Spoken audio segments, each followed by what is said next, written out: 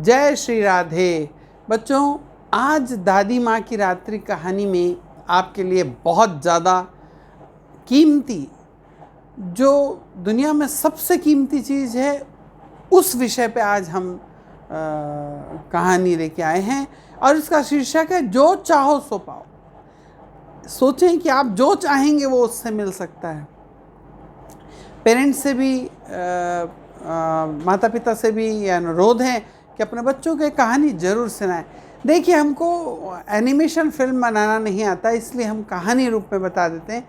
कम से कम बच्चों को कहानी रूप में दादी की कहानियाँ मिलती तो रहें।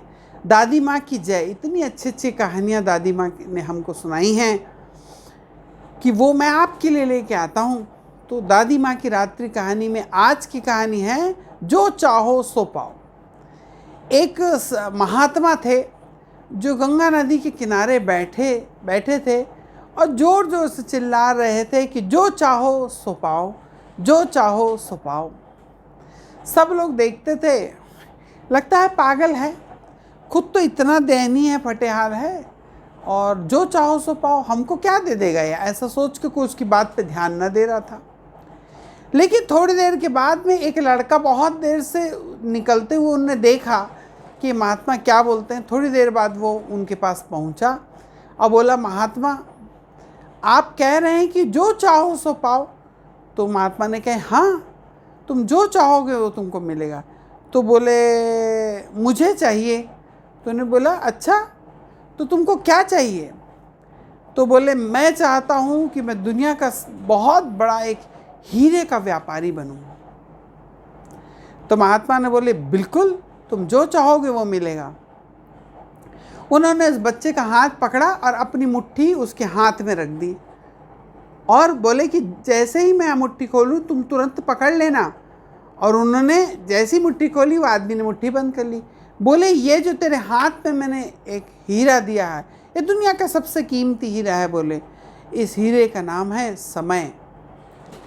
इसको कभी मत छोड़ना और इसका जितना तू उपयोग करेगा, ये दिन दुगनी रात चौगनी तेरे पास बढ़ता ही चला जाएगा। और बोले, तू चाहता था कि हीरे मोती का व्यापारी बनूं। तो उन्होंने दूसरा हाथ पकड़ा और उसके हाथ में फिर वो मुट्ठी रख के बोला, पकड़ ले जल्दी से। उन्होंने पकड़ लिया। बोला कि ये है मोती, ये दुनिया का सबसे कीमती मोती है, और जब भी तू इसको धारण करेगा तो ये दिन दुगनी रात चौगना तेरे सहायता ही करेगा, बढ़ता जाएगा। तो बोले, तू बहुत दुनिया का बहुत बड़ा व्यापारी, हीरे का व्यापारी बन जाएगा। बोले, इस मोती का नाम है धैर्य। कभी हड़बड़ी नहीं करना, थोड़ा सा कोई भी कार्य को धैर्य से करना।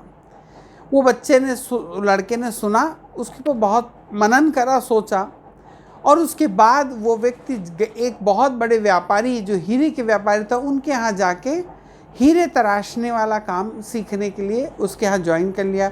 सफाई करने लगा। धीरे धीरे हीरे तराशने का काम बड़ी मेहनत और बड़ी लगन से उसने वो हीरे के व्यापारी के यहाँ काम करना रहा। कई वर्ष बीते। कई वर्ष के बाद धीरे धीरे वो इतना बढ़िया उसको सीख गया कि उस हीरे के व्यापारी ने उस व्यक्ति को अपना खुद का पार्टनर बना लिया। वो खूब बड़ा एक हीरे का व्यापारी बन गया। बच्चों, इस कहानी से तुम्हें क्या शिक्षा मिली? इस कहानी से हमें ये शिक्षा मिली कि दुनिया का जो सबसे कीमती हीरा है वो समय है। अगर आप अपने समय को गंवा देंगे, समय चला जाएगा, समय पास हो जाएगा, जीवन में वो दोबारा कभी नहीं आने वाला आपके पास में। आज आप जिस भी क्लास में हैं, बताइए उस क्लास में दोबारा कभी पढ़ेंगे? एक बार आप पढ़ के निकल गए, उसके बाद वो समय गया। आज अभी इसी क्षण जो आप सुन रहे हैं, देख रहे हैं, ये दोबारा आपके जीवन में कभी नहीं आएगा, वो क्षण गया। तो समय का पूरा सदुपयोग करिए, खूब सदुपयोग करिए। उसको एक मिनट के लिए भी गलत जगह ना जाने दीजिए कि हम मस्ती कर रहे हैं, लोगों की चुगली कर रहे हैं और खिल्ली उड़ा रहे हैं, लोगों को टांग खींचने में लगे हुए हैं, और इस प्रकार के दुर्व्यवहारों में बिल्कुल न जाने दें। समय का पूरा उपयोग करिए। और जब आप पूरा समय को उपयोग करते हैं, कभी ऐसा होता है तब भी हमको सफलता जल्दी से नहीं मिल पाती, थोड़ा समय लगता है। तो इसलिए धैर्य रूपी जो मोती आपके पास में, थोड़ा शांत रह के थोड़ा इंतज़ार करिए, धैर्य से काम लीजिए, शांति से काम लीजिए, समझ के काम लीजिए। इस धैर्य रूपी मोती को पहन लीजिए, निश्चित ही आपको सफलता मिलेगी। आप धीरे धीरे उन्नति की सीढ़ियाँ चढ़ते चले जाएंगे बच्चों, और ये दुनिया के सबसे अच्छे इंसानों में आपकी गिनती होने लगी, क्योंकि आपके पास दो दुनिया की सबसे कीमती चीज़ है, समय रूपी हीरा और धैर्य रूपी मोती, जो आपको दुनिया का सबसे अच्छा इंसान बना देगा। मित्रों, इसी प्रकार की अच्छी कहानियाँ सुनने के लिए हमारे चैनल का सब्सक्राइब कर लीजिए। ज़्यादा से ज़्यादा अपने परिवार के बच्चों को इसको शेयर करिए, उनको भी कहिए कि इस प्रकार की कहानियाँ सुने। आजकल दादा दादी साथ नहीं रहते, इसी प्रयास को देखते हुए, इसी समस्या को देखते हुए हमारा ये चैनल चालू हुआ है, दादा दादी की रात्रि कहानी, और जिसके बारे में, जिसको हम अपने दादी, हमारी नानी से सुनी हुई, हमारी माता जी से सुनी हुई ये कहानियाँ आपके लिए लेके आते हैं। राधे राधे, शुभ रात्रि।